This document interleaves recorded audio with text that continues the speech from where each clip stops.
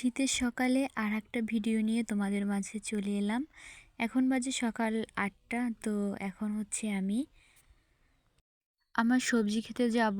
তো সেই জন্য একটু ভিডিওটা করে নিলাম সকাল সকালই।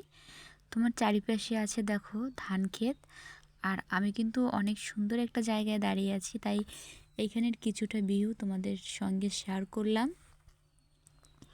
আর আমার পিছনে যে দেখতে পাচ্ছ এটা কিন্তু খাল, মাঝখানে রাস্তা, একপাশে হচ্ছে খাল আর একপাশে একটু ধান ক্ষেত। তো প্রথমেই হচ্ছে একটা সবজি নিয়ে নিলাম, সেটা হলো লাউ।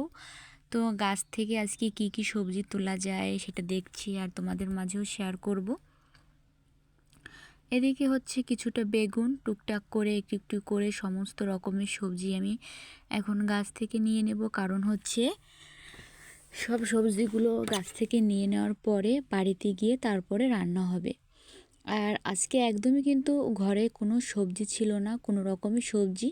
তো ভাবছি তাই সকাল সকালে একটু চলে এসেছি আমার শখের সবজি খেতে। এখান থেকে এসে বিভিন্ন রকমের টুকটাক সবজি নিয়ে নিলাম। আর এই পাশে এই যে দেখছি গাছে একটা একদম পাকা পেঁপে।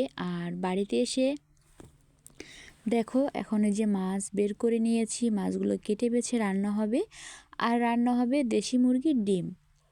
তারপরেও কিন্তু রান্না করব গাছের লাউ আর হচ্ছে বেগুন ভাজি। তো এদিকে দেখো মাছ রান্নার শেষে কিন্তু আজকে ডিমটা রান্না করব ফুলকপি আর আলু দিয়ে। তো অনেক দিন হচ্ছে ভেবেছি যে ফুলকপি আলু দিয়ে একদিন ডিম রান্না করতে হবে। তো এখন হচ্ছে আমার মুরগিগুলোতে ভালোই ডিম পাড়তেছিল, আর এই দেশি মুরগির ডিমই কিন্তু এখন ফুলকপি আলু দিয়ে রান্না করলে কিন্তু অনেক খেতে ভালো লাগে। তো এদিকে আমি মশলাটাও সুন্দর করে কষিয়ে নিলাম। তো এটা একটু বেশি মশলা দিয়েই আমি রান্নাটা করব। ডিম রান্নায় আমার একটু বেশি মশলা দিয়ে রান্না করলে কিন্তু খেতে আমার কাছে বেশি ভালো লাগে। তো আজকে হচ্ছে রান্নাবান্না নিয়েই আমার আজকের ভিডিওটা, কারণ কয়েকদিন ধরে অনেক ব্যস্ততা থাকার কারণে তোমাদের মাঝে আমি কোনো বড় ভিডিও নিয়ে আসতে পারি না। আর এই যে কাঁকড়া দিয়ে হচ্ছে লাউ রান্না হবে। তোমরা অনেকে আমাকে কমেন্ট করে বলো যে আমি কি সবসময় কাঁকড়া খাই।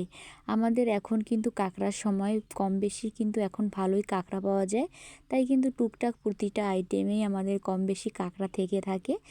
আর এই যে এদিকে ভেজে নিচ্ছিলাম বেগুন। তো বেগুন ভাজা হচ্ছে গরম গরম ভাতে, শীতের সময় কিন্তু অনেক মজা খেতে।